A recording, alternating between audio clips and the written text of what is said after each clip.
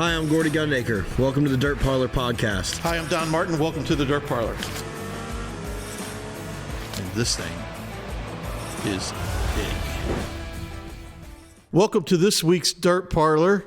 I'm joined by my co-host who's zooming in this evening from North Dakota, Cody Gundaker. And right now I'm going to thank all of our partners for coming on board and making this show possible. I'd like to start with Steve Martin at Nutrient Ag. I'd like to start with Jeff Hoker at Hoker Trucking. And first of all, Jeff, congratulations on another anniversary with your lovely wife, Penny. And hope you're enjoying your life this week, and as always. And then we want to, welcome Reed Millard, as always, Millard Family Chapels, Checker Customs, Gordy's Company, Bo Popejoy at Popejoy Inc. and Hot Rod Septic. And I don't think I left anybody out, so I think we're ready to rock and roll. It was crazy, folks, last week. We had a very limited schedule. It was like two things going on, but yet fireworks were everywhere. And I want to start with, first of all, Matt Wood at the Placerville, the Hangtown 100 that went on. Practice gets rained out on Thursday. We all saw the washout with NHRA. They didn't even think about making a pass last weekend.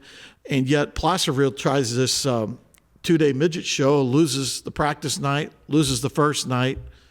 Tough track conditions on Saturday, very tough track conditions. And they still get it in. And we all know, kind of like if you've been following a little bit of it, our boy Persley, who was on the show earlier, decides that he wants to make a little love connection with Mr. Larson before the holidays. And it got a lot of people fired up, especially the fans in the stands, because, they're not able to see a replay. And right. Gordy, I'd like to get your kind of take on it, and I'll spiel on a little bit too to see kind of if we're on the same page here or not. Yeah, obviously the racetrack itself was demanding, as you could tell it still had slime in the bottom. You could tell it was just hammered out. It rained for 3 days or whatever it did there. So, you put those guys in midgets. Larson's not racing NASCAR right now, so he's letting it all hang out. Persley is a sprint car guy now. So when he gets a chance to run a midget, he's going for it. You put Corey Day in the mix of it. So, there's a lot riding on that stuff. And, Day takes an absolute digger. I watched the replay from a couple different angles, and man, the one hit he had when he hit the cage, after like the series of pirouettes he did, man, that guy, I'm sure he was dazed and confused by the time he got done with that. And then, don't get me wrong, but Persley's going for it. You're racing Kyle Larson. Actually, it's funny. Donnie and I were up here, talking about it, and Donnie is the first one that said, you could tell he went down there and hit the slime. He's going for it, and he catches the slime and it shoves him up the racetrack, and Kyle just happens to be there, and shit happens, I guess. And listen, Dayson's not going in there trying to crash Kyle. Absolutely agree with you 100%. But here's the other thing is what a lot of people got to understand is, listen, it's no different than when Donnie was on top, right? Yeah, the exact, that we talked about was example wise was when him and Jason Johnson ran for the Knoxville Nationals. Not the same event, but at the end of the day, it's when the Kyle Larson's leading that race, everybody wants to beat Kyle, right? You want to be the guy that beats Kyle, and you push a little bit harder than normal, and you put yourself in bad spots, and I don't even really want to say it was a bad spot he put himself in. It was racing, man. Nobody wanted to see Kyle get upside down there. It'd been cool to watch them race for the win, but he went for it. It ended up working out, I guess you'd say, in his favor. But yeah, it's one of them deals. And obviously they're going to boo Dayson there. They're in Kyle's not backyard. Oklahoma no more. We're not in Oklahoma no more. We're in California, where Kyle is born and bred, and they love their California boys out there, as they should. And, he got booed. And you know what? he still went home with a $20,000 check. So, you know, don't get me wrong, he's still going to have that check and that trophy in his room or wherever the hell he's at. And there, you know, it is what it is. And I think you listened to Kyle's interview after, you know, obviously he was pissed when it happened, but Kyle was, you know, he went right back and kind of stood up for Dason, I guess, in a way. Yes, he did. I was getting ready to say that, Gordy. I think you hit it right on the head. I think at the time of it, you know, Kyle didn't see the replay. He didn't see what kind of happened. So, of course, his initial response is going to be he got into him, right? And of course, Dason, of course, you know, in the pit area explained it that night exactly what had happened. And if you watch the video, it is exactly what happened. And I think you're absolutely right. Kyle then saw it and said, yeah, you could definitely see where he hit the slime and slid up the racetrack, you know? And Kyle's protecting himself too. You know what I mean? He's protecting his line and knowing where Dason's got to be. So it's a racing incident. And but it's like it got people fired up a little bit. Oh, yeah. And while we got everybody fired up, of course, I don't think anybody was more fired up this past weekend than Brandon Overton. Dude, I'm telling you, man, he was, you know what? And that's a culmination of things, I would say, for Brandon. Listen, he has not had the year that he wants, that is expected from them. And I know he's frustrated. He's, you know, for 1 year in the Longhorn factory ride, and that's expected to win. But Brandon, you know, puts a lot of pressure on himself to be competitive, and they have not really been. And, you know, he puts himself in a good spot to kind of end the year, at least on a high note. And, you know, listen, I you know, I was on social media. I kind of put my 2 cents in on it. But I understand what both guys are doing. I also, you know, Bobby's taking his line away, but Brandon's also there. And don't get me wrong, you know, you look at what Brandon was doing. I mean, it gave him room through 1 and 2, and Bobby comes down the racetrack going into 3. And listen, if you've never drove one of these race cars, your opinion does not matter to me. Like these people on Facebook and Easy now. No, that's not what I'm saying. You get like, it's the people that get on there and say all this. I know exactly where you're going, bro. And so listen, Brandon's pushing hard at that point, right? He's not just going to concede second spot to Bobby there on the restart. And he's charging the bottom. He's not thinking Bobby's going to come down there. Well, as soon as Bobby comes down, that puts you in a really bad spot. I've never raced at Sonoya, but JD talked about how slick that place is. So as soon as Brandon kind of gets on the brakes there at all, he's already in a 4-wheel slide, and there's nothing he can do except get into Bobby. And that's what happens. And so, you know, if Bobby just runs the middle there, they never touch, and they go on, and Bobby probably was running second by the time they leave 4. But then what people don't understand is clearly it cut the right front tire down on Brandon's stuff because he clipped him, and he runs in there and pile drives this thing into the turn 1 fence because there's nothing you can do. You don't know it's flat. And that's what pissed him off. You know what I mean? Like, if they touch and go on and Brandon runs third, you probably don't even hear nothing about it. But Brandon cuts a tire down and fences this thing. Now, instead of having a decent night to end the year on, you junked a race car. Sheppy's involved, and Trey Mills, and I don't remember who else got on there. Now you tore up 4 race cars. And so I can't say I blame Brandon for being mad in that situation, because to me, it was unnecessary. You know, it very easily could have been avoided. Bobby at that point just needs to, you know, really all he needed to do is just finish. He just needs to ride, and all is good. And instead, you know, he kind of puts himself in a bad spot with Brandon. And listen, Brandon wears his heart on his sleeve. You know, he's a great race car driver. He's a great person. But sometimes enough is enough. You just kind of get sick of it. And it's very uncharacteristic of what he did. I'm going to tell you right now. I've known him and I spoke with him, and he's one of the funniest people you probably ever, you know. Matter of fact, you need to turn your hat on backwards for him tonight. A little tribute for him. You know what I mean? There you go. What did he say in that the one interview? I swear I love everybody, but some of you fuckers don't even need a driver's license. That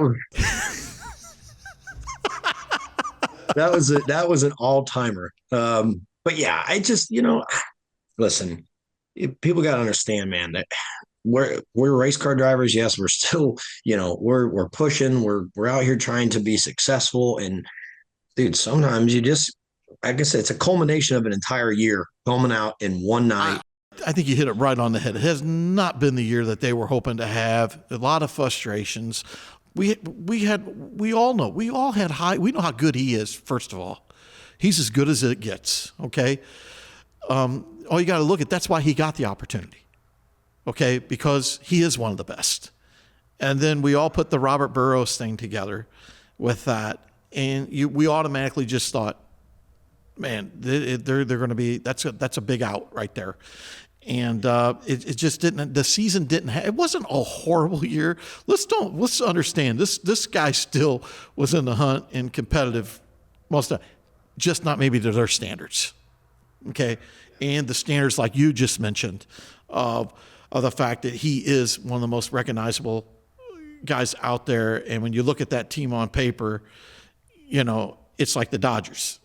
Yep. And they got everything they need to succeed. And honestly, that factory team as a whole, I don't feel like it's been tough. It's like, you have a target on your back when you're the factory team. Right. And we look at Timmy, Bishop, some of the other people that have been in this thing, they've all had some issues, I think you hit it right on the head, Gordy. I think, there's a lot of pressure probably that you already put on yourself when you go into this thing. And by God, they should. I mean, you look at them, I look at Brandon Overton, I look at Anthony with Burrows, and you look at that. I mean, it is an all-star team, Yeah.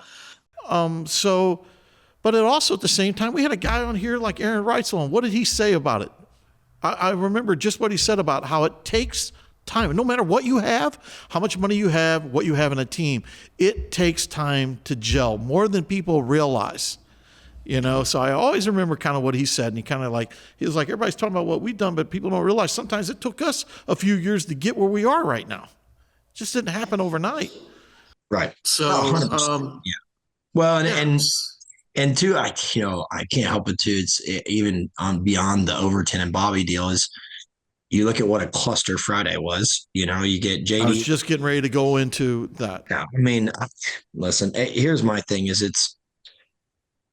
you guys, there's a $75,000 point championship on the line. And Friday night, it's like, JD clearly makes contact. Now I can understand maybe why that was harder to see if I don't know who's making the call there or where it's coming from or who's saying what. He barely makes contact. Super easy to see from the flow camera, right? Really easy to tell because you can see the car move. But in a fast instance, I can understand why maybe they missed that one. Clearly, JD knew he made contact. He said it right after. He said, "Hell, I don't even know what the rules are." Right? Like we don't even know what we're doing. And then the blend rule deal with Bobby. I feel bad. It's just like, I feel like we're just having this, it's like everybody's out to get Bobby, but it's just like when you're in the heart of all this deal, that's what it comes down to. But, right. He blends back in like 18th and he just like, nah, never mind. We'll just hell with it. Was put him back in 7th or wherever he was. And that was a huge, Merrill, it's a massive swing in that championship deal. Cause you better believe it is. Cause the championship was only won by 6 points. 6 points. Yeah. And so, I don't know how, clearly both, it probably was for the best. Both JD and Bobby get a break there, whatever. But at the end of the day, well, why the hell are we racing all these races all summer with a rule package and then we're just chucking it out the window championship weekend? I said it on there before. Listen, there's been plenty of nights on those flow deals that they've had issues. I would say that it's lack of, I don't know, just following the rules or doing what it, I remember at Spoon River a couple of years ago, this Hudson spins out right in front of me. I'm running like 6th. He spins in front of me right down the side of the racetrack. I almost clean him in the door and they just don't throw a yellow. They just let it stay green, which was not safe. And then we have a restart. Ashton Winger gets spun around in front of the whole field, and we don't throw the yellow until we come off of turn 4 the next lap. Like we're coming at him full speed. Next thing you know, he's driving backwards at us, and they call a yellow finally. And, I just like some of this stuff, man, it's like, I don't understand how we can have guys that are race directing in multiple series. This isn't just the flow series, but in general, that sometimes just don't have a fucking clue is going on. I just don't understand it. And it's dangerous in its own manner for all of us because you're putting us at risk by not throwing yellows, by allowing this blender rule stuff. Like, honestly, if it were up to me, we just get rid of the blender rule. Like, it's not. I was going to ask you about that. Yeah, I don't listen. It's not been. I mean, you know what? There's times it's great, and somebody saves it and they keep going and they only lose a couple spots. I remember the year that RTJ at the Prairie Dirt did that. He breaks and kicks back on, but they didn't even know where to put him in. They screwed that one up. So it'd be better off just going, hey, listen, if you're part of the yellow, unless you spin to avoid and you do miss it, you get your spot back. If you spin, like Bobby and Bronson there, Bronson gets put to the back and Bobby doesn't. What are we doing? That part I just don't understand. So yeah, a lot of, and that's the only two races that were going on. So you get the whole world watching and we look like Absolutely. I want to talk about the fact with they always say, well, all four wheels are rolling. You know what I mean? If you got all four wheels rolling and they're not stopped, what does that mean? You can go backwards 75 mile an hour or yeah, whatever? Or is that where we're at? It's like everybody's scared to make a judgment call, right? That's really kind of what it comes. We don't want to make judgment calls. Right. And kudos to Bobby. Listen to me. What he did there to put that thing in to either knock it into low and keep rolling backwards incredible. And spin it. That is, dude, that shit is so hard to do. Then he made it, pretty damn easily, for what it was. It was really impressive. I mean, don't get me wrong, it saved him a championship at the end of the day. And so, but then too, it's like the deal, with Brandon and Bobby, you got all these people down in the infield and, Brandon goes down there and next thing you got 90 people covered around Bobby's race car. I mean, like, listen, you're asking for a problem right there. Like there's nobody there handling the situation. You never saw an official from the series or anybody down there. Like that part, I don't like that. I understand what Brandon was doing there. He's pissed. He's going to go down there and get his 2 cents in. But that could have been a melee very quickly and would have been real ugly to have to watch something like that unfold on a national level because I would say if it was probably any other team besides Bobby's, I don't know what they were doing there. I'm not sure why they weren't sticking up for Bobby or whatever, but I'd say you poke your head in somebody else's window, fists are flying pretty quickly. You got to give Overton some credit though, man. That was a hell of a throw. Oh, it was great. Awesome. The only one I've ever seen better, the only better helmet throw I've ever seen. No, my old man did it. Threw it directly through Randy Cordy's window at Godfrey one year. Chucked it straight through the side window in, hits Randy. And then the best part of this, at the old Godfrey, up there off of turn 3, it was the parking lot behind the wall. Randy rolls up there, out the window, takes Dad's helmet, goes, whoosh, and chucks this baby in the parking lot. And some guy brought the helmet back to Dad later that night. Oh, it was great. Yeah, it was awesome. So, yeah, I mean, great throw from Overton. Well, dude's he's an athlete. We can tell by that. That's for sure. No doubt about it. That was the biggest thing what I took away from it was going, damn, that was pretty impressive, And like I said, I'm sure whoever paints his helmet's probably not real thrilled with him. They're probably like, what the hell are we doing here? Chucking this nice ass helmet around. But you know what? I love it. I think it's great, and yeah. Listen, I've always been one that said I'm all for, listen, I don't want to say we should be fighting every night, but I'm telling you at some point, if you got your I dotted one time, and listen, I'm not saying I'm going to be some Billy badass that's going to go out, but I might get my I dotted one night and I might deserve it. But I promise you, if that happens, you think twice about how you race somebody, right? Like that's a real thing. And I'm not saying it should be a UFC fight night every night we go racing and we should just be having brawls. No, we're not saying that. But, the other thing too is here, I don't know Brandon Bobby's history. I don't know if they've had run-ins throughout the time, but listen, that's the other thing I'll tell you. Racers do not forget anything. We remember every time we get run over or we run somebody over, that is always in our mind. So that, there's no telling what was really, going through Brandon's mind when that happened, but clearly he'd had enough and it made for great TV. I give him that much. We got a lot of great sound bites out of it. And I love Brandon's interview today on Flow. He said, I don't regret none of it. I'd do it exactly the same. Yep. Cool. Great. I'd love to hear that.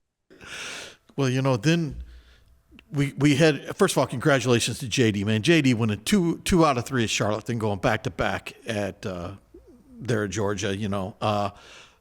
That's pretty impressive. I think we forget how hot he was here at the end of the year. I look at two guys at the end of the year that you probably you might not want to race with.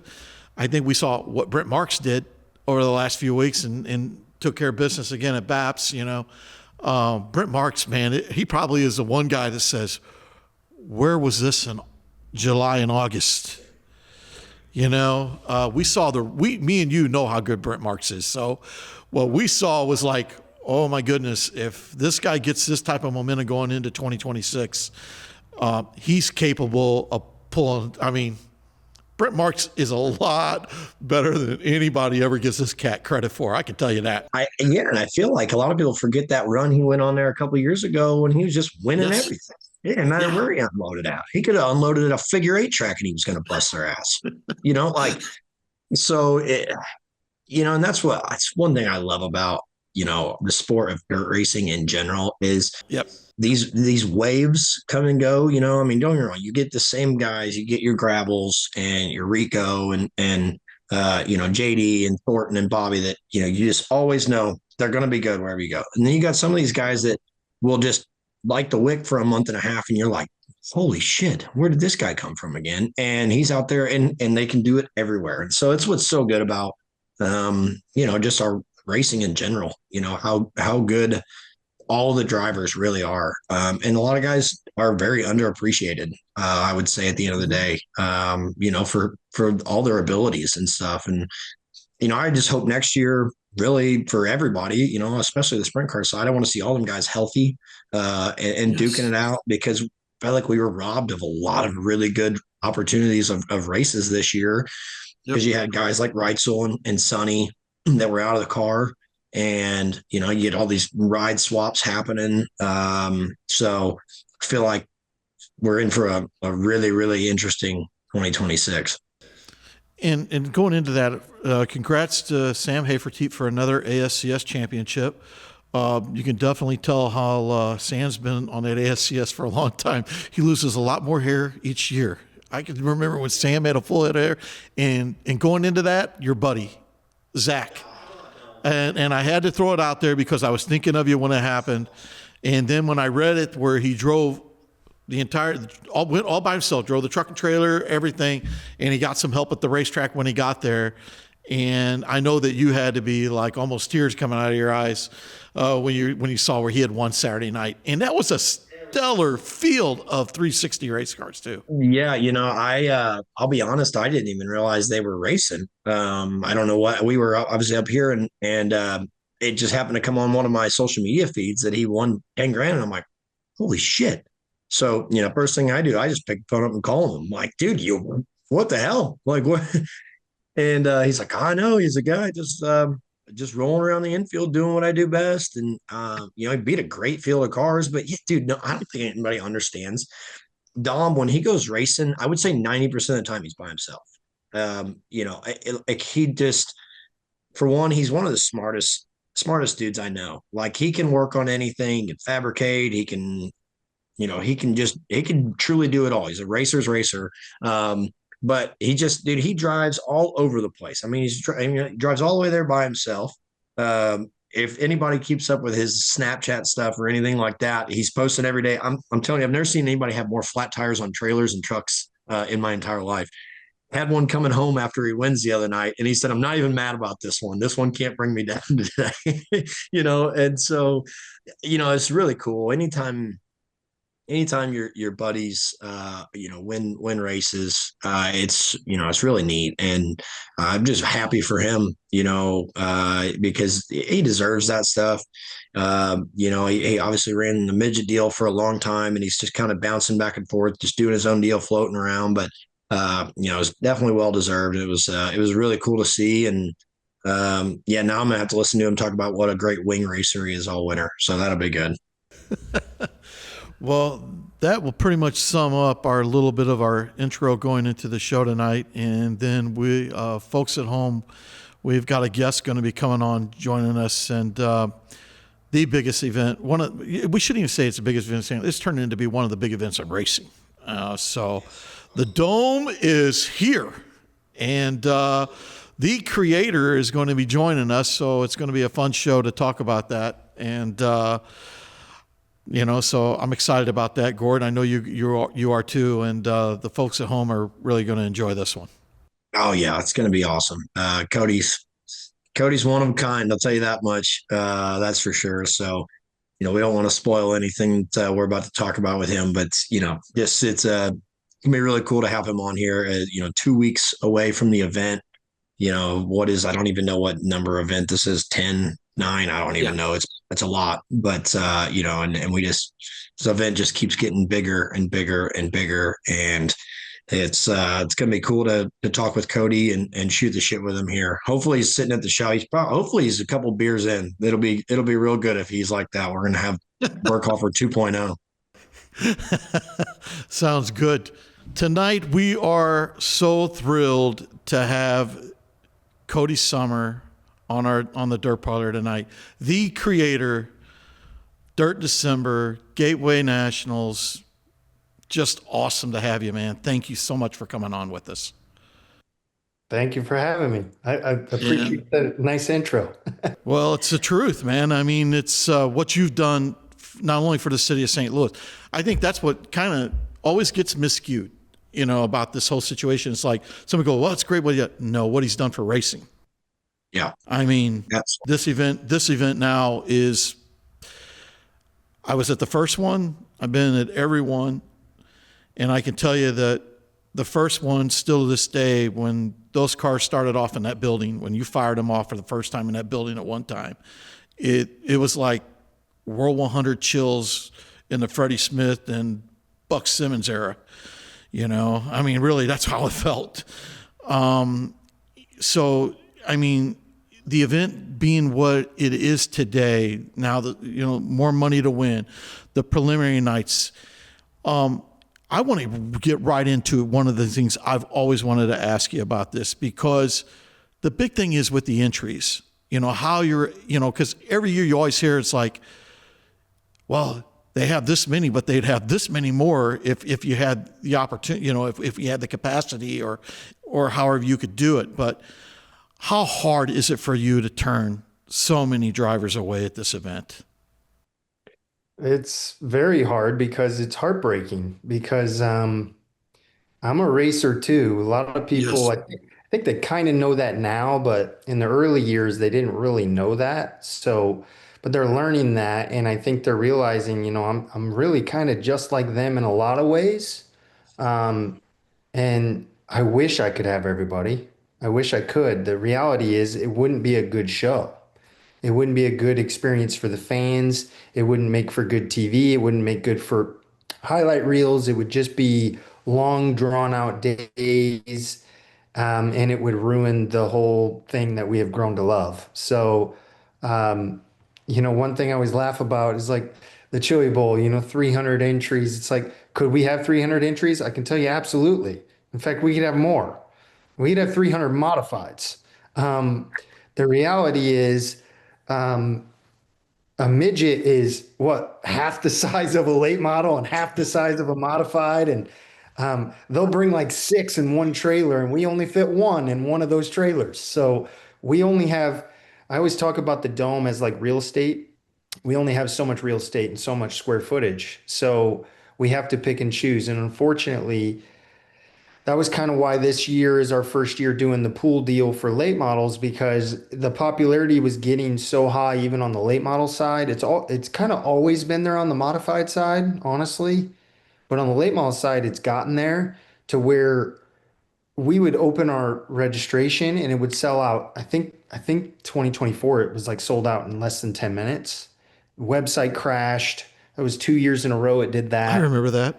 And just it was when we were kind of like, all right, enough's enough. We can't just keep they have jobs and other responsibilities. So, they can't always just be sitting there ready to. And basically, it's a way of the racing industry raising their hand and saying, I want to race. Then we pick them from that. So it's not invitation, the late models, but it kind of is because we're pulling you from a list. But it's not invitations. It's a little bit different than the mods. So, but it is hard Well, because I well, know I break and people's hearts. and two, it's obviously, we've always had the people that from the very beginning when you did the first one that were, very against this event and it's never going to work and yada yada yada. And you've the last 3 or 4 years have been the Saturday night features have been just out of the water, just exceptional, right? I mean, we're racing all over it. Where you can slide, and you can run the curb, and you can run the like it.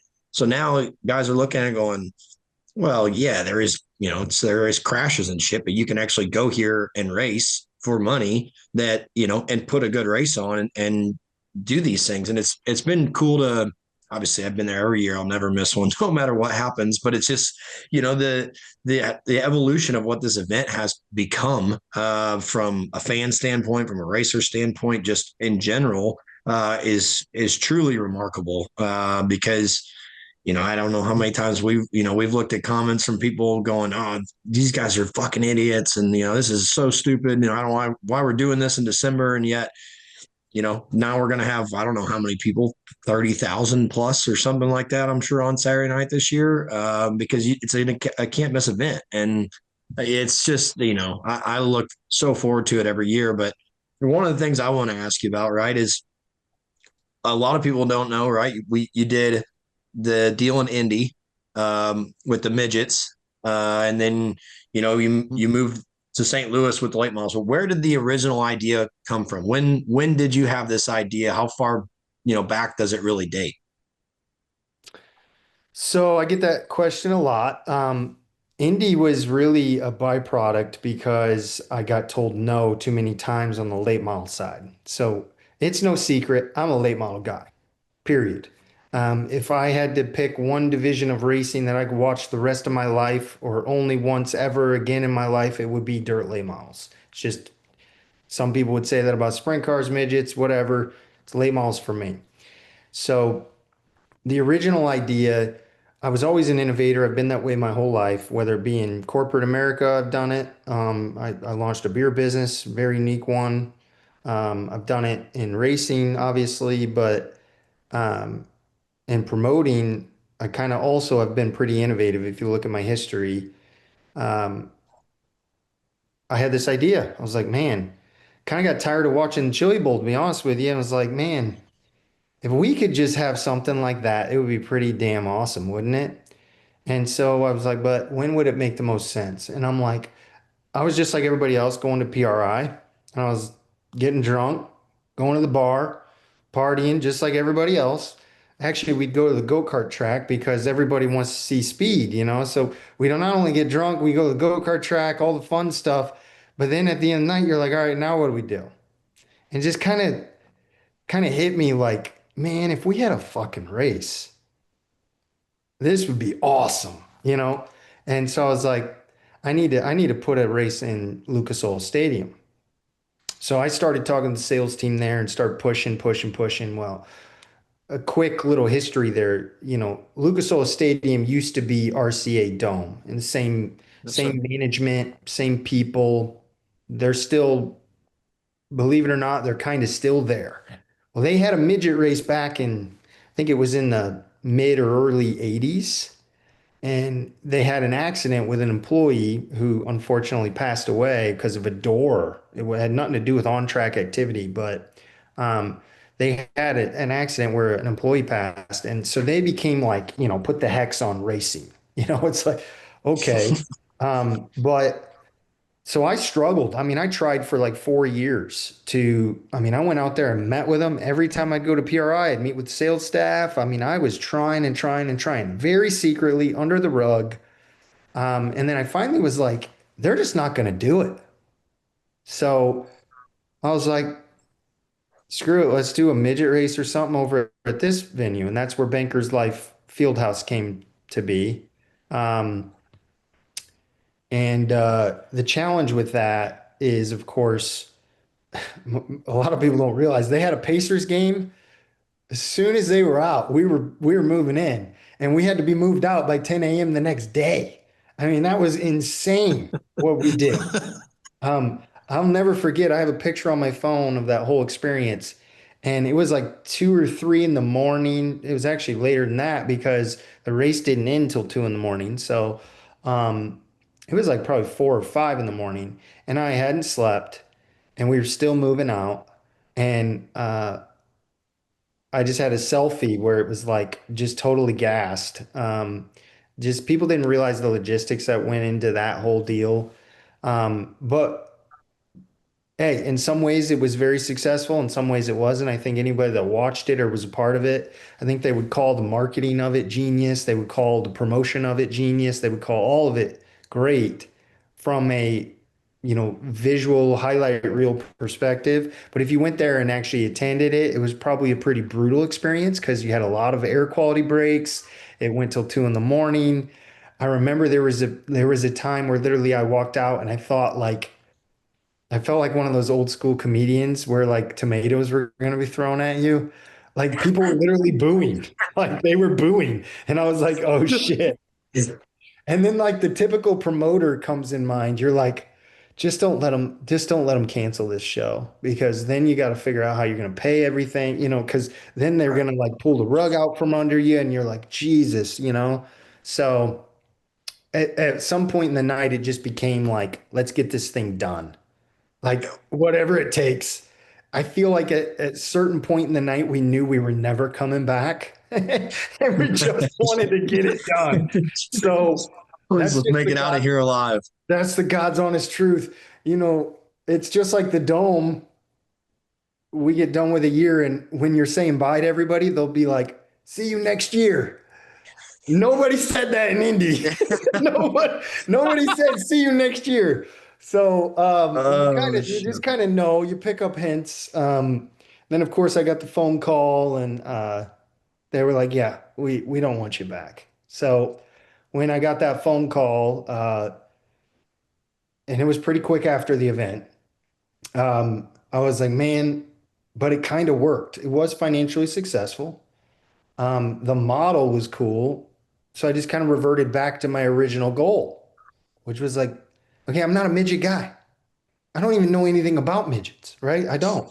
So it's like, man, we got to get a stock car, got to get full size stock car, late model. And lo and behold, St. Louis, Rams are leaving town. Well, hey, you guys want to do something? That's pretty much what happened. They were leaving town, and so I flew in. I went and met with the team there, and they were kind of in shambles. In a way, they were in shambles because that was like their bread and butter. So that was the beginning of the story. Of course, there's a lot after that, but I don't even know if I answered your damn question. I kind of It rambled. was good. It was good enough because it just as long as I've known you, right, the one of the things about you is that you will always go to a completely different level of doing things, right? You had the Dirt Million at Mansfield. You do this deal, the Indy deal, you do the Dome. Uh, you're building race cars now, right? Like your mind operates in a completely different manner than a lot of other people. And for one, also, we're all super thankful for it because we have a place to go race in December every year for a lot of money in front of a lot of people. You've absolutely launched, I don't know how many people's merchandise sales. They just beg to get to the Dome in December to sell merchandise because it's crazy the amount that's moved during that week. But I think one of my favorite things about what you do at the Dome, right, is that you listen to what we all have to say, right? You take in all these things. Now you might not do everything that we say you should do, but you at least acknowledge it, right? And you give the fans the perspective they want, right? I mean, don't get me wrong, you let guys go at it on a racetrack, and that's something that the fans eat up, right? And it's made for that type of event. But that's one of the things I think is so good about every year you have changed, right? You haven't just said, hey, this is how I'm doing it, and we're going to do it the same way every year, right? We've changed the racetrack around. We did inside walls from inside of Uke tires. We've done all these different levels to what the Dome is now. But if this year it didn't work the same way it has, you'd go, okay, let's go back to the drawing board and figure out how to change it again and make sure we're getting the most out of, the people are getting the most out of their money, and the racers are getting the experience they deserve. And so I think that's one of the coolest things, about what you do. But on top of that, when you have to listen to probably, I don't know how many people ask you about why did you not bring the midgets back and why didn't you do this? How do you, at the end of the day, how do you kind of push some of that off to the side? Because I can't imagine how many messages and social media posts you read as soon as the dome's done. How do you kind of manage all of that? Sometimes I don't know. I just do it. Obviously, I have Emma now. It helps a lot. Haven't always had her since day one, but she's been a part of it for many years now. And it's been instrumental in that whole process. I wouldn't be able to do it without her now. So it's like she's a huge, huge part of it. But, it just is my DNA to not be complacent. I don't like to sit still. I never have. So I'm always listening. I'm always evaluating. Even when sometimes people think I'm not, I am. Um, and that's kind of what you were getting at is I am listening.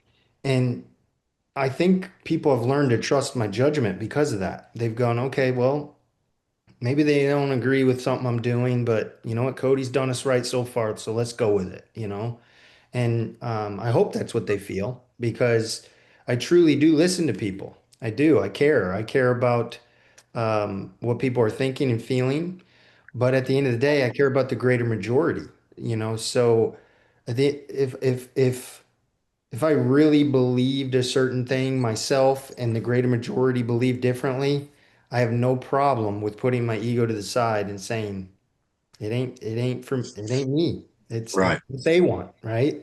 So that's why I always say, like, how many drivers meetings at the Dome have you been a part of that I've said, we've done this, we've done this, Yep. we've done this, because I truly, truly believe that. And I think that I think that's part of why it's grown to what it's grown to, because people eat that up. They eat up wanting to be a part of a movement.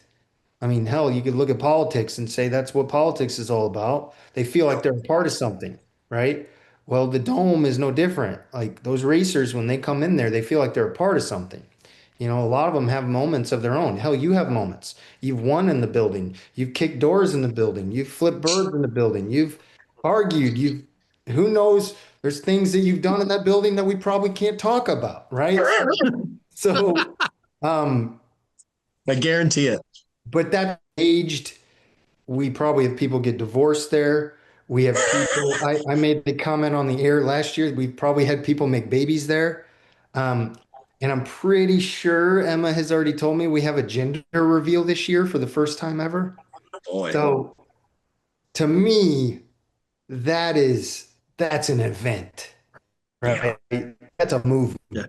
I actually have a friend of mine that told me to tell you that you're Santa Claus because with all the drivers being there and with the merch and being so close to Christmas that you should be the Santa Claus because you're making a lot of kids happy on Christmas Day. I heard that from two different people today say, make sure you tell Cody we think of it as Santa Claus. So Well, I bet you a lot of drivers. A lot of drivers think of Santa Claus because they get that merch sale money too, so they're happy Yeah. too. Everybody's happy. that's right. You're damn right. No, that's the truth right there. And I think the one thing that you talked about how making the event better and everything is, first of all, the drivers. I mean, all you got to do is look at the list of the drivers. I mean, it's a World 100 field. I mean, we used to see, oh yeah, we got this and this. And now you look at it, it's like, wow. And the other thing you need to be commended on, and I mean this, the tire situation. You thought about it, you've looked at it, and you've been open-minded about it when a lot of folks would just like not happening. And I'd love you to talk a little bit about that. Yeah, on what again exactly? On the tire situation. Oh, the tires. Yeah. Okay. Yeah. Same thing. It kind of goes back to my DNA. Like, I don't just because certain group of people, right? want you to feel a certain way. I look at the greater majority. Well, the voice had got loud enough. And I've just learned that our event, the Dome and Gateway Dirt, has grown to a magnitude that our voice is pretty loud. So I'm like, you know what? We're going to use it. We're going to use that voice. So I don't know if it'll change anything in the sport. Probably won't. Maybe it will. I don't know. But I know that it sent a message to a lot of people that were maybe scared to make that choice. Um, but I also didn't just say, let's do this. I said, let's do it the right Right. way. Let's go tire test, Yes. evaluate it. Let's make sure it's, a competitive, comparison. Um, and I'm a big fan of competition. I just am. I think how the world goes round. I mean, you look at uh, there's AutoZone and there's O'Reilly. There's Walmart and there's Target, right? There's Burger King and there's McDonald's. There's Longhorn, there's Rocket, there's Penske, there's Bilstein, you name it. There should be two tire players in the game. And I'm sorry, but if you're a series or a sanctioning body listening to this, think about everything I just said and why you are not letting in the other. Because if it's just about money, I'm sorry, you're wrong. They're willing to pay. They are. And what happens is not only do they put more money into the sport, what happens is now guys like I'll use you as an example, Gordy, but now Gordy has a choice. Now he can talk to this side and say, "What can you do for me?" And then he can talk to this side and say, "What can you do for me?" And it helps everybody negotiate their own deals. And prices come down because of that. Maybe not the retail price, it's probably going to stay the same, but the price that you buy it for, I'll bet you comes down because now they're competing. They don't want to give away business. They want to make sure that Gordy Gundaker's on Hoosier Tires when he runs Tri-City or when he runs the Summer Nationals race. Well, American Racer wants Gordy Gundaker on them tires too. So what are they going to do for him? It's just the way the sport should be because we should not have a monopoly. If we all had to buy the same engine, you realize they'd be 80 grand. Yep. Absolutely. I mean, they're already Absolutely. not cheap, but I'm just saying, if we all Yes. had to buy the same engine, they'd be 80 grand. Yeah. And it just shouldn't be that way. It's sad it's came to that. I have nothing against Hoosier. They've been great to me. Um, this was not a decision based on that, and they respected my decision. Um, Yeah. it was a decision with the greater majority of the sport and of the race teams in mind. And I think it was a good decision. So I think you hit it right on the head. Competition makes everybody better. Yep. Makes the product better, makes the racing better. In discussion, like I said before, I think you should be commended on it. And that's just the way I feel about it. I think it's great. And I imagine most people do think it's great. Yeah. I think it's something that we've all been calling for, just across the board, because you look at this year, I feel like this year there was more complaints about tires than I've heard in a long time, even after the years in which we switched over to a completely new set of compounds when we went to this 2, 3, 4.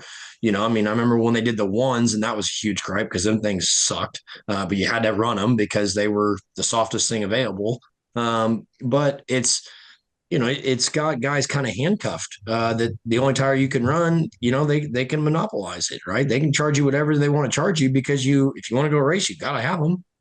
Don't get me wrong, you cannot go into a 25,000 to win race on a Saturday night and going on, 4 tires that you brought out from the woods. So at the end of the day, you got to go out and you got to buy new ones. Well, it's the only place you can get them, right? You got to go to one of them. You either got to go to Hoosier Tire Midwest, or you can go to Plymouth or Hoosier Tire South, but every one of them's still Hoosier, right? So, and listen, I'm buddies with a lot of those guys, right? Zoo, that's at Hoosier Tire Midwest, Terry Young, and all those guys.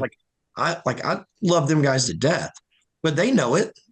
They know just as much as we do, and there's a reason that the Hoosier trucks are running up and down the roads every day because we got to keep buying them, and it puts us all a bad spot, I think, right? Because then all we can do is just bitch about it. And it doesn't look, then they all call us whiners because we bitch about the tires. But if you had to come race with us for a weekend and deal with the situation we're in, you'd be bitching too. It's just the way it goes. So yeah, it's really cool that you did open that up, and hopefully it opens up a lot of other people's eyes that the competitive comparison is real, and that maybe some of these series will start looking into it where you're able to be on American racers. If this could be the first example of it, right? Well, Like right up I on don't the know. gate. I don't know if you guys saw the video that I posted after, because that's one thing I am. I'm transparent. I just Yep. am. I've always been that Yes. way. I think it's the key to success. The more transparent you are, the better. Obviously, there's certain things you can't share, but for the most part, if you're pretty transparent, it's good. One of the things that surprised me, but also made me smile about that testing was when Nick got out. So Nick Hoffman isn't a slouch, right? Especially when it comes to modifieds. He's got a long history of it. We're That's right. all been brainwashed into this belief that a certain thing is a certain way and a certain this and a certain that. This is definitely faster here. This is definitely, and he literally said, man, I couldn't tell a difference. Couldn't tell a difference. And I was like, it was like damn Metallica going off in my head, like music to my ears. Just Uh, that's why you test on your own. You don't just take someone's word for it. Yep. You go out there, you do the work. And again, I call on other sanctioning bodies and series to do that work, because I'll be honest with you, they maybe did years ago, but they haven't recently. They haven't in many years because they're worried about paying a certain bill. They want to make it easy, and that's what they want to do. But I guarantee you, if their whole goal is to pay a $50,000 point fund, if you told one side you owe 25 and the other side you owe 25, they're going to get to 50,000 still. You don't have to just go to one side to get to 50. You follow me? Yep. And there's so many other positives that come out of with having more people at that table. Yep. Um, but that was one of the greatest takeaways of that test was not only just seeing on the stopwatch, but the driver. If I had a blindfold on, I wouldn't have known anything different. Yeah. We got some major storms going on here. You ought to hear it, Gord. Lightning and thunder. We got it going on right now. We ain't even got to the dome yet. We got lightning and thunder going on. I'm glad we didn't fly home then. That'd have sucked. No. Anyway, I want to go back to when I thought one of the most exciting things you guys did was when you did the draft for the dome. And I think there were a lot of drivers out there. I'd be curious, like Gordy, were you paying attention, Gordy, like when you were drafted? Did you feel a little bit about like fantasy football? Well, luckily for me, I had the inside scoop before, it was released on Monday. Because they shot it. I think you guys were at Nick's that night on Saturday night after. Yeah. So I just said, "Hey, which night am I?" And he said, Yeah, but Don, going back to your question, he did care. He "I did did. know he did care where he was drafted. He wanted to 100% know. I did. You're damn Um, right. Because if I would have but fallen anywhere out of the top 20, I'd have been fucking pissed." so I actually I actually would like to ask more drivers, and I probably will at the event, like how in tune were they? I'm sure after like the first 40 or 50 picks, maybe they didn't care anymore, but Right. I feel like them first 20 picks, people were Oh, without a doubt. like waiting for their name, right? And then when they weren't called, because essentially, if you weren't picked in the top 20, that means we don't expect you to make the main event. I mean, that's essentially what that means. So Right. it's almost like, I mean, if I'm a racer, it's like a slap in the face. But I also, at the beginning of it, said, don't take it that way. Let's have fun with this. So I also hope Right. people didn't. But I do love the idea of, and that was the whole point of it, was to create this experience. Again, it's all about expanding that experience and making the dome a Absolutely. cultural, like exciting thing. I mean, I literally have a check I'm giving to the number one draft pick, like kind of like how they get that hat and they get a photo and they're like a big deal because they're the number one pick. Like to me, I think that's a cool thing that, I mean, if you're Brandon Shepard, you should walk in that building with that dick swinging. You know what I mean? Like you're thinking, I'm the number one pick of this bitch. Yeah. You know what I'm saying? You're damn Like, right. Oh, it's big. Listen, we can have our own like little green room. You know what I mean? You got a little green room where guys sitting around in the house, you know, a little camera coming in. I think it'd be badass. I think it's great because I heard from a lot of different ones. They were all pretty excited about it. I think it's really cool. You know, and that reminds me, a fan asked me today, Cody, it's like, well, you know, no different than on draft day. You know, I mean, they're allowed to have trades. You know, is there a way to trade the 76 to race on the 32 night? You know, have you thought about that a little bit? I'm loving it. We might do that next year because I'm going to tell you one of them that I absolutely wanted that Emma took was Steve Shepard. I think he's a gasser, man. Like in that building. See, there's a different perspective when you stand in the infield and you watch them. Um, it's a different. You can see the speed difference. Like it's something a visual. Like still to this day, I'll mark my words. And this driver knows who I'm about to say if he's ever going to listen to this. But his name is Will Harrington. I have never seen a driver drive around the dome faster than anybody. And it was hot laps. But I'm telling you, it was the fastest I've ever seen anybody. I was like praying that he would not fuck up because if he did, he was knocking down 10 fence panels, not two, but 10. And I was like, Yeah. oh. So when hot laps was over, I was like, oh my gosh, we got to slow this son of a bitch down because they are hauling ass. Oh yeah. So now you know what goes through my head when the event starts Yeah. because but no, the draft was a really cool deal. And I think we're gonna keep doing that because people seem to like it, Oh, I think it's great. and it's certainly better than just drawing names out of a hat. I mean, you know, let's at least have fun with it. Right. So, and Yeah. Emma did a great job. Like, I think, a lot of people don't know, hell, they're still getting to know me, let alone Emma. And I think she earned her stripes there because she picked a good team. She Yeah. did. Um, I think I picked a better team, of course, but You're about to find out. We were all talking about it last week at Charlotte. We're talking about what nights, everybody's on. You look at Cody's night and the first three drivers he picked, and it's like, I was like, man, I'm fucking glad I'm not Thursday night because that first three is just potent. I'm like, Sheppy, Pierce, and Nick. I'm like, damn, don't get me wrong, but that's as good as it gets in that building. So, I'm like, I'm all right with, nothing against the guys I'm racing with on Friday because it's just as heavy, but those three there, that's enough in itself. That's for sure. So, it's going to be awesome. It's going to be as great as it always is. So it's going to be no, and exciting. the fields are so good this year. Loaded. Oh, loaded. So I don't think there is such thing. Yeah, I mean, one night might have more star power, but then you got guys that are just call it ballers at the dome. Your Tanner Englishes, your Jason Welshins, guys that have just always got it done there. Gordy Gundaker. I mean, he is a guy that I did all the statistics that we were using, and I'm telling you, the statistics don't lie. Like when Gordy Gundaker makes the race, I'm not fluffing your nuts here, by the way, but when Gordy Gundaker makes the race, he runs good, Yeah, he does. period. So, so you can't lie, statistics don't lie.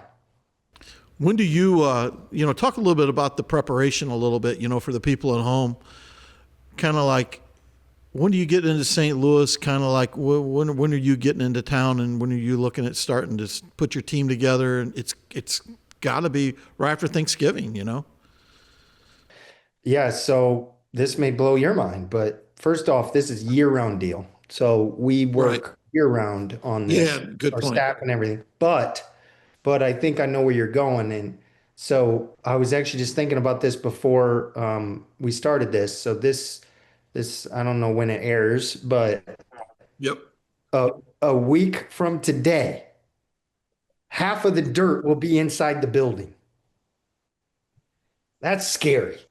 That's scary to me. I'm like, geez, a week from today, half of the dirt will be in the building. Wait, no, actually, I'm lying. A week from tomorrow.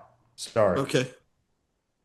Right before Thanksgiving. Right. We're talking the Tuesday before Thanksgiving. All the dirt will be in the building before Thanksgiving.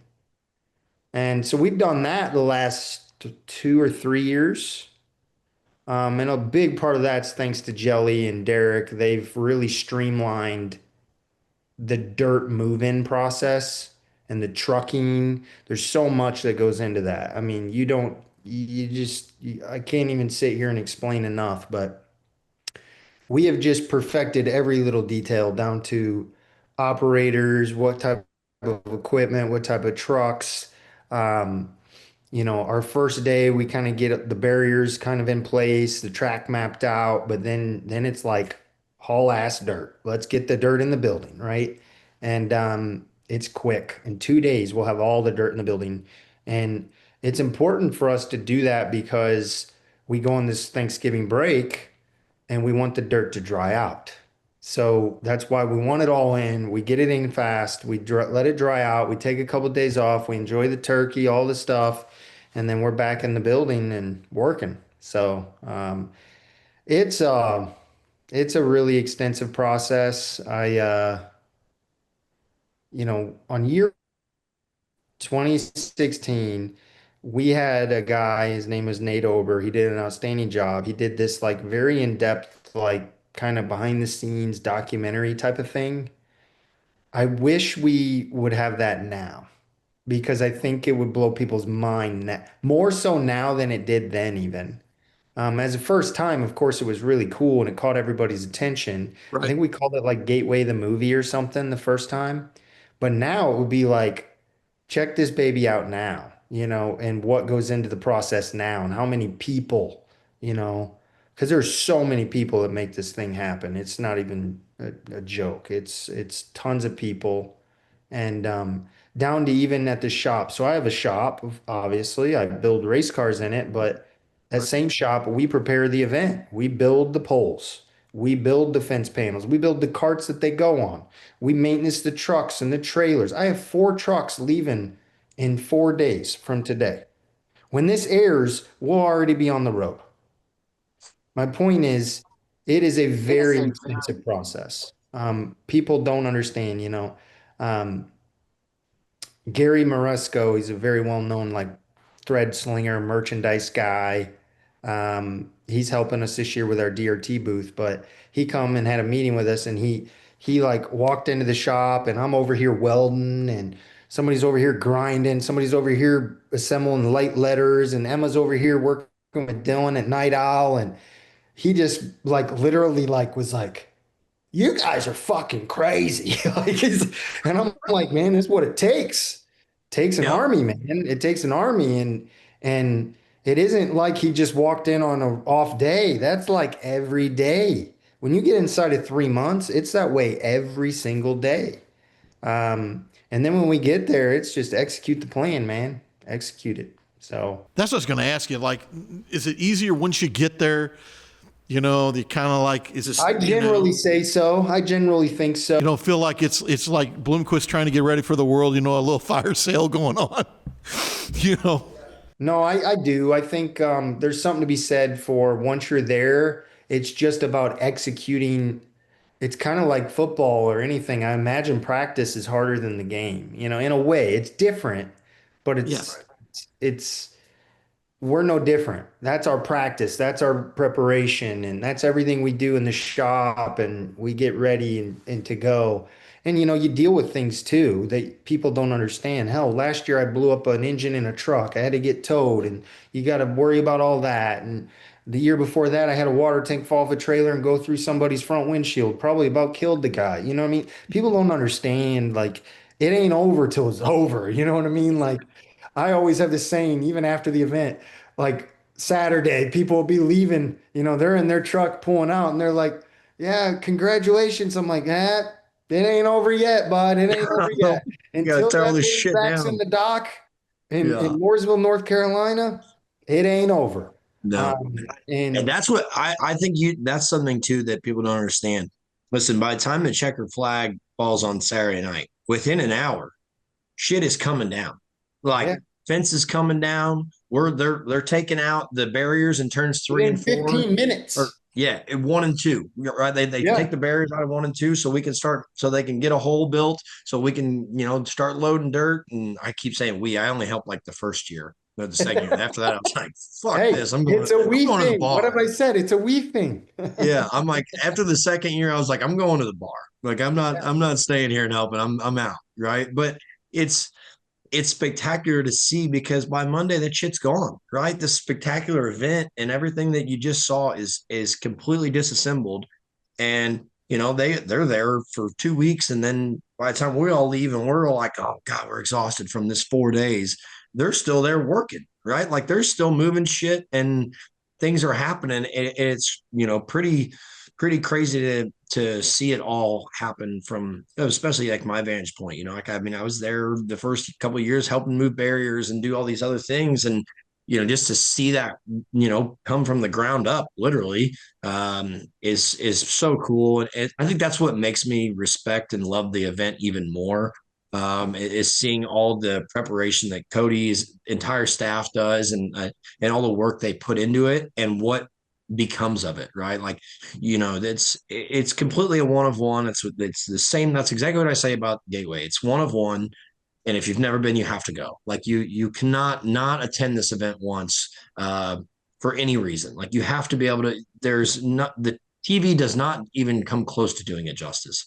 And I've been fortunate to stand in the infield and watch some of these races too, like Cody was saying, and that vantage point is so more wild, than being out in the grandstands. Like I was in the infield when the Tyler Carpenter and Huddy deal happened, right? And watching Hudson absolutely blast this fence, head on, was one of the things I was like, holy shit, that was insane. I was glad I was standing down there for it, and then I get to watch Huddy run over Tyler, and the place is going nuts, and being in the infield, I'm like, wow. Like I wish people could, have that experience in its own way, because it's as cool as it is from the grandstands from the infield. It's wild. I mean, I think last year when we got ready to do the redraw, all of us were standing down there together and we were all saying the same thing. We're all sitting there going, holy shit, this is crazy that we're doing this. And we're in year 9 of it, whatever it is now. I don't even know what year is this? 8 or 9, 10?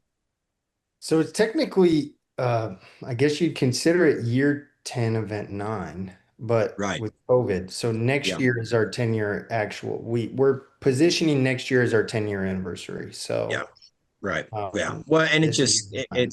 it's crazy how this event has grown. But I do got real quick. I got to do these because this was from our Dirt Parlor page. The most liked comment, which I'm sure you're going to love this, is, well, I'm going to read 2 of them. I said I was only going to read one, but I really want to read the second one. But the first one is, can we get a hot pit for the features only? Hate seeing a tire go down on the first lap and a driver is done. That's from Justin Fryer. So you get to talk about that one. I hate it too, but I also am worried about the greater majority. What have I said? Unfortunately, I'm not, I'll use you as an example again because I'm looking at you, Gordy, but in that moment, I don't care about you and your team. I don't. I do. It hurts me that you got a flat tire, but what I care about is those fans. Those fans don't want to sit there all night. It's no secret that we have carnage. Um, it's weird because the main events are getting better.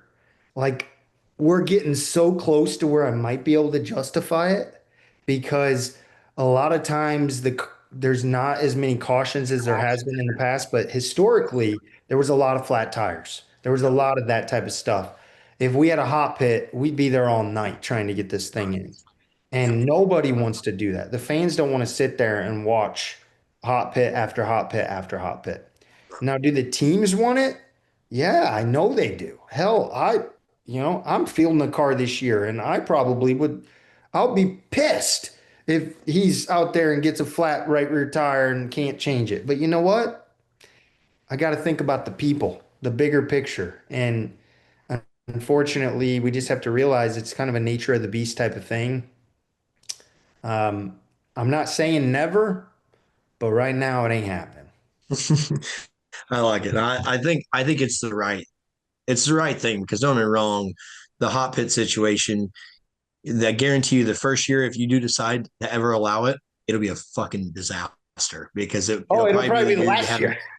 Okay. it'll be Yeah, let's do it, it'll, guys. All right. We're never doing that again. Thanks. Yeah. And so, yeah, again, that'll be the trust, year we I have guess I would just ask seven people to trust flats. me. Right. So Just like, I would just ask people to trust me.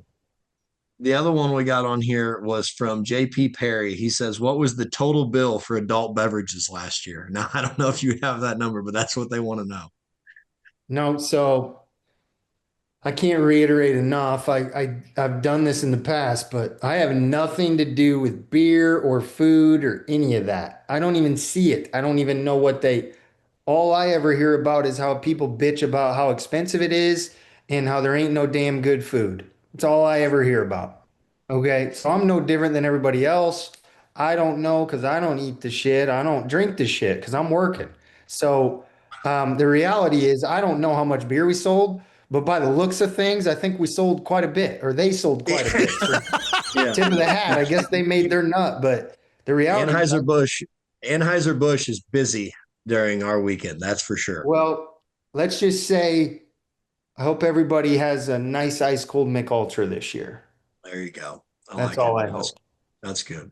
And one of the things I think one of my favorite part really of the entire weekend, I would say, is that you can't escape the electricity in the building, right? Like no matter where you're at in there, whether you're in the pit area or you're walking through the vendor area or you're watching the races, whatever it may be, the vibe of what that weekend is never leaves. From the minute the first door opens on Thursday to the minute everybody's gone on Saturday night, it is absolutely electric the entire time. And I think you guys as a team have done such a great job, right? Between the fan interaction stuff, the drunk interviews with guys in the suites are some of my favorite things to sit and watch. Sometimes you get the fans out there and you have no idea what they're going to say, and then you're just like, oh boy, this cannot go well. It's not going to go good. But the driver intros, all of these things that you don't get anywhere else, right? Like that's, you can walk, if you're in the grandstands and you walk out, right? Obviously you walk right into the vendor area, but you don't know, you could walk right into every race car driver you ever want to see that you've never met and you're going to pass right by them, right? Like you just, and you don't get that chance anywhere else. And that's what I think makes this event so special and so, so unique. But the vibe of being in that building is 200% plus the entire time you're there, no matter what happens. Like I'm fucking nervous the minute I'm there, right? Like qualifying is nerve wracking. Hot laps is nerve wracking. Qualifying is nerve wracking. Your heat race, like that, it might not be Eldora, right? Like this, whatever it is, but like in its own way, it is. Actually, it's more nerve wracking, I think, at times than Eldora. Like going out for driver intros and walking through that tunnel, not knowing if you're going to get booed or cheered or whatever, or when you're driving up the racetrack, not knowing if some fan's going to be sitting there going, fuck you, like that is what makes that place so damn cool. And I just like, I can't ever get enough of it. And it is why that if it's why the event continues to grow, right? Like you talked about, you've already, Thursday night is sold out. The lower bowl is done. And I don't know where it's at now. I'm sure I'd love for you to fill us in on where the ticket sales are now and how many more people we're going to have on Saturday night. But every year it just gets bigger and bigger and bigger, and more names come and more people want to be there. And it's just so damn cool.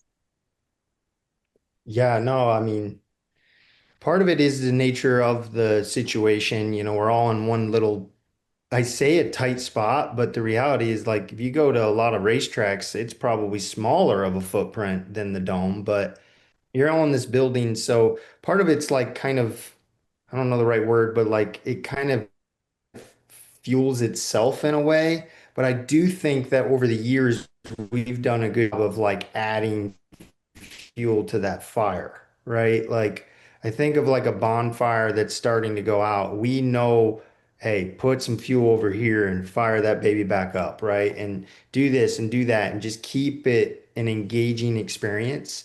Um, and I could think of a lot of different examples over the years of that, but the reality is the fans, they eat it up and they love it. And we listen and we see it and we feed it, whether it be it all started.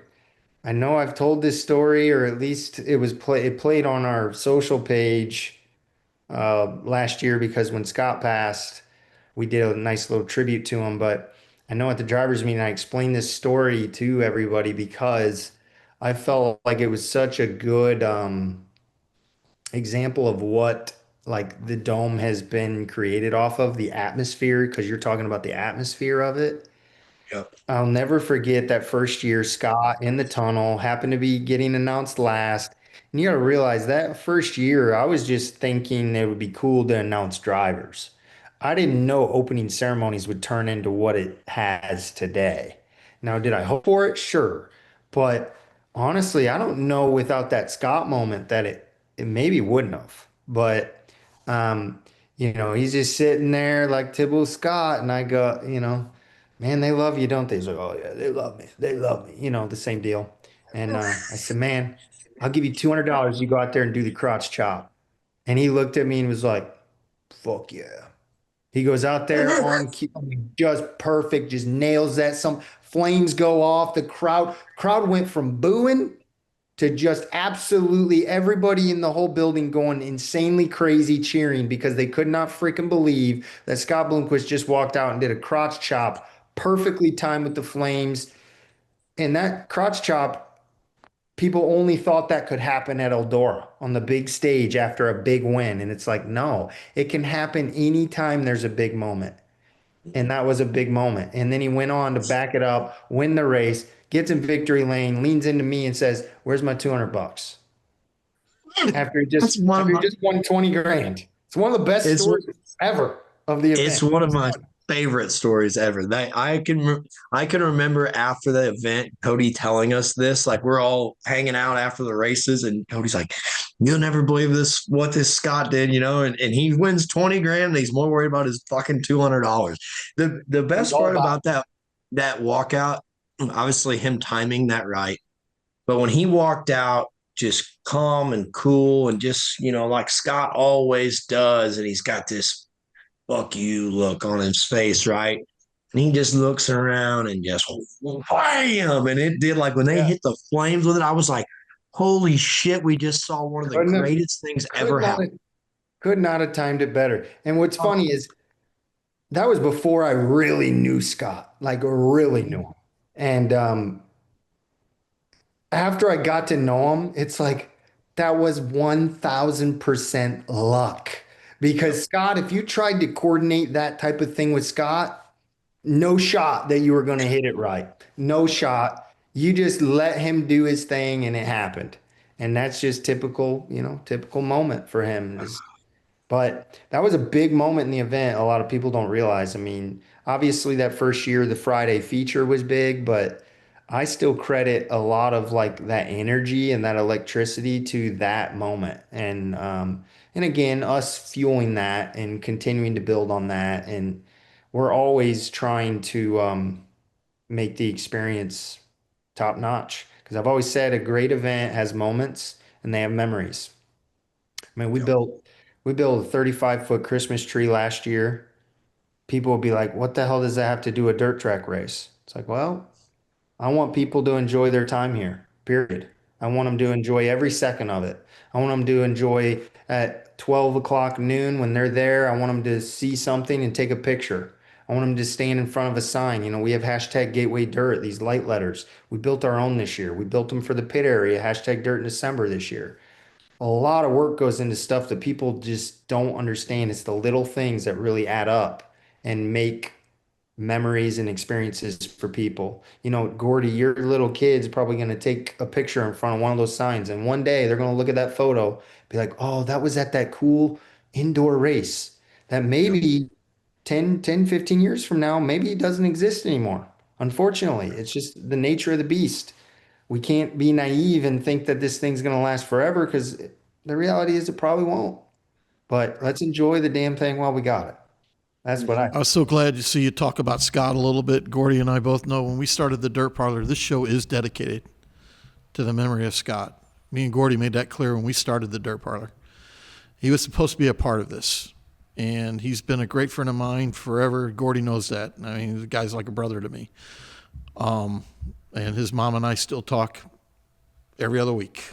And, so I can tell you that you coming on and talking about a Bloomquist story, and I made sure I even had a note. I said, if this guy doesn't say something about Scott or talk about Scott a little bit, he'll never come back on. Because Georgie wouldn't let you come back on. And I wanted, because, a lot of people need to know this too, that Cody Sommer had a big part on Scott's, when Scott was going through some tough times. You went in there and you built this guy back up. And I want to give you kudos for that too. People don't think about it. They see the dome a little bit with Cody Sommer.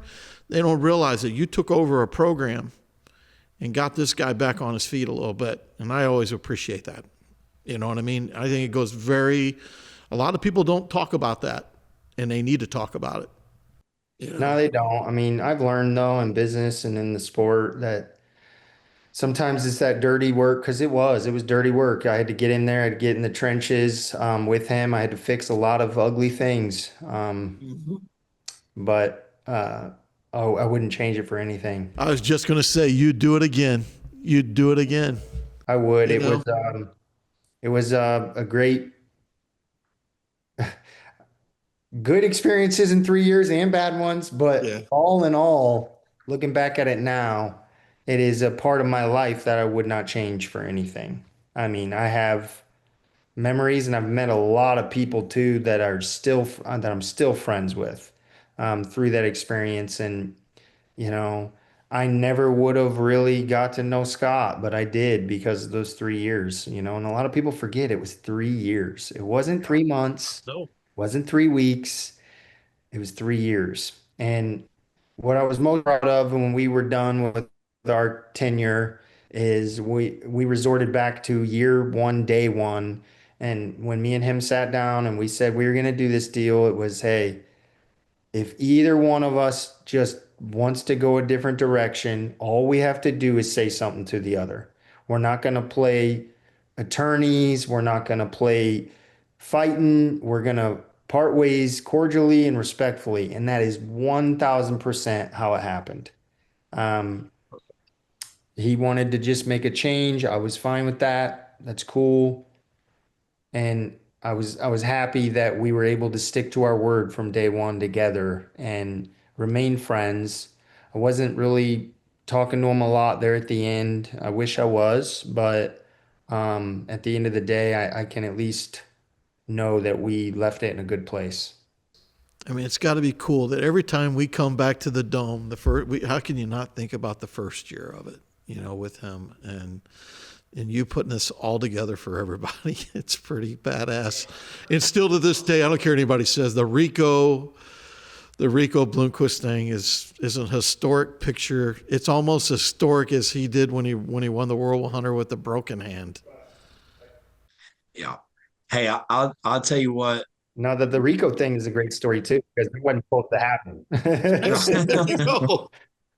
Yeah. I'll tell you what I love so much about Scott. No, well, I mean, we had a Harley Davidson all lined up for him, this whole deal, but the first year, Kenny and I, we talked about this last week on the show. Kenny and I were the first one to make laps, on the racetrack.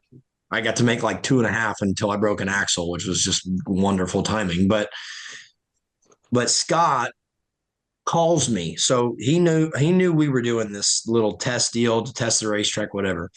So Scott calls me that night and is like, I need to know everything, hey, what gear should I run? How's the dirt? And he's talking and going and so when that first day comes, when we did the move in, he's parked right there across from where I'm at. And I'm not shitting you. They no more parked that hauler and he's over in mine already. And he's like, let's go walk out on the racetrack. I need you to tell me everything.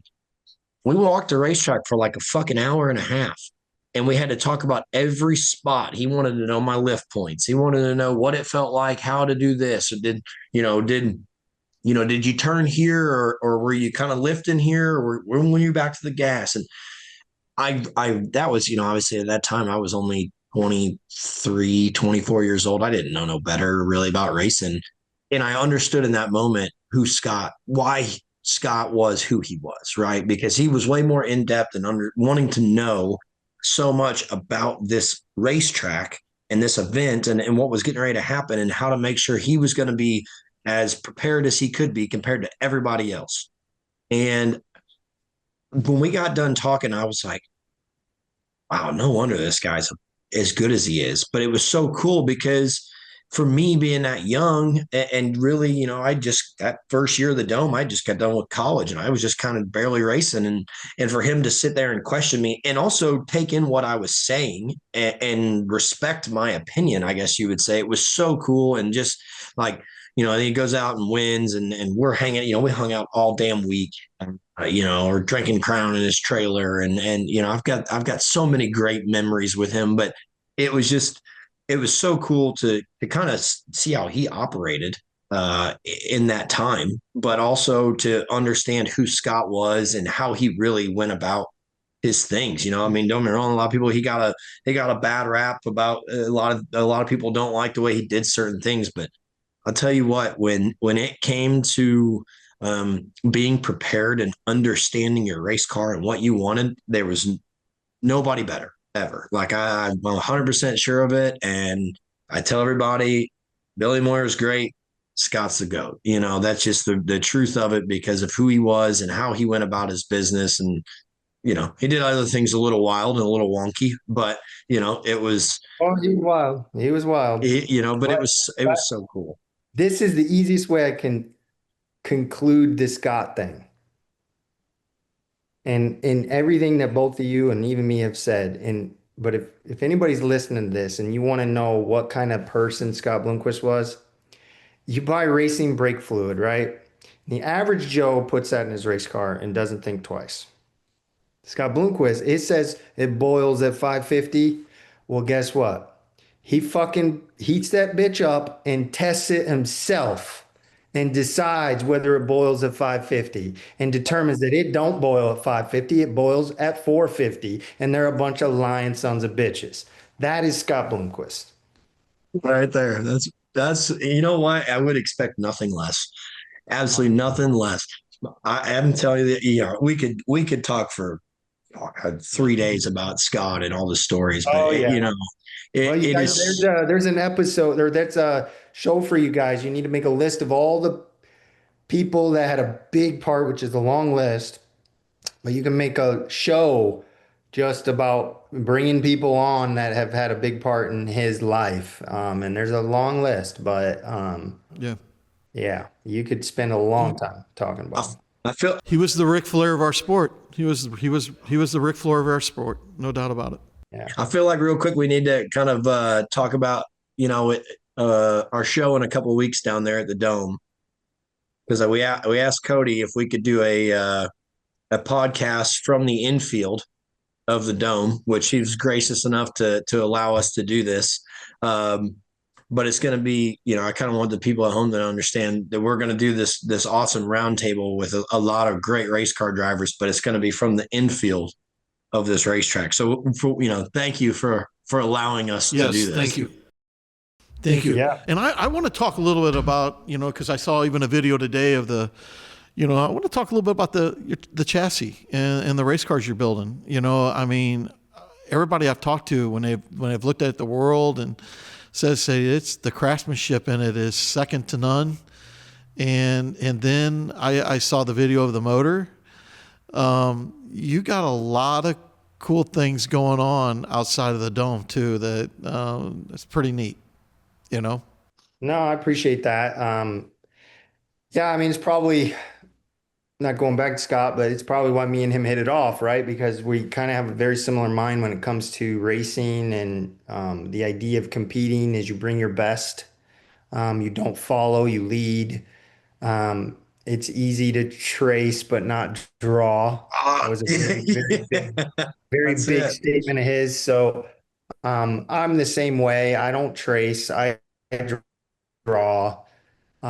Never jigged a car. Never copy jigged a car in my whole life. Never. Um, and don't have any desire to, because to me that is, what pride can you have in that? You know, one of the greatest things about the dome is the pride you get at the end when you see all them people. Well, the car business and the chassis business is no different. The pride you get when you see something drive around that racetrack, knowing that you literally were a part of every single square inch of that thing. You can't explain that pride, but spent a lot of time on it. Really, really wasn't even sure, and still I'm in some ways not sure what I want to do with it. Um, because I have a family. Being a chassis builder is a tough deal, man. Like you got to be on the phone a lot. You got to be dealing with people a lot. So I don't know yet what we're gonna do. I've had a lot of people interested in cars, a lot of people wanting to do something, but I think right now we're just having fun building our own stuff, racing a little bit, and even recently giving away a car. To me, that's a lot of So fun. We're having a lot of fun with the whole thing. And I don't want to lose sight of that, because to me, even as a little kid, I grew up in this sport. You got to have fun doing this. If you ain't having fun doing it, then you shouldn't be doing it. So um, that's really what DRT is about. We're built different, yes, but we're having fun and we take pride in how we do things. And yes, it is a little different. It is. And that's okay. Not everything needs to look like a rocket or a Longhorn to go fast. I mean, we've had our moments. In fact, I know it's only a heat race, but we beat that Longhorn house car in a heat race at Eldora, just so everybody knows. So, um, and we've had our moments of speed. We just haven't been able to put together a whole night yet. But I think that time is coming soon, and who knows, it might be at the Dome, because fall's crazy, but I don't think it's crazy. I think the Dome is the number two biggest event in all of dirt late model racing. So, um, to me, we're going to bring our best of best, right? Just like I do when I go to the World 100, I bring our best of the best of the best. I'm doing that at the Dome too. Not because of just the money, but because of the magnitude of the event and the stage that it's on. I want to showcase what we're about. And that's why, yeah, built a beautiful brand new motor. Lightweight, top of the line. I mean, if you haven't watched the video, go yeah, watch it. You'll see we don't mess around. We don't. We're serious. We're here to play. Um, and we want to get in the trenches with everybody and see what we got. And we'll find out in December if we got something for them. yeah. Gordy, you got something? Anything you want to talk about? Like before we close this thing down, you want to thank some people? What do you? I mean, naturally, Emma, has had a big part of this to help you, your partner in crime. Maybe we should have had her on with us tonight. A little bit. Now I feel bad. Well, The brains behind the somebody had to real put brains behind the operation. somebody had to put the boys to bed, while I was doing this, So I've got kids and all that. So, but no, Charlie is he's my full-time right-hand guy. He's a huge part of everything. We've had a lot of help this year because I kind of bit off a little more than I could chew. Built a brand new car to go race, built the giveaway car, plus everything with the event, plus getting married this year, plus having a property and planning to build a new house. I mean, you talk about a bunch of shit all at once. So we've done it. So I've had to recruit help. My parents have been a big help. Honestly, Casey Burdett and his crew and his guys have been a big help.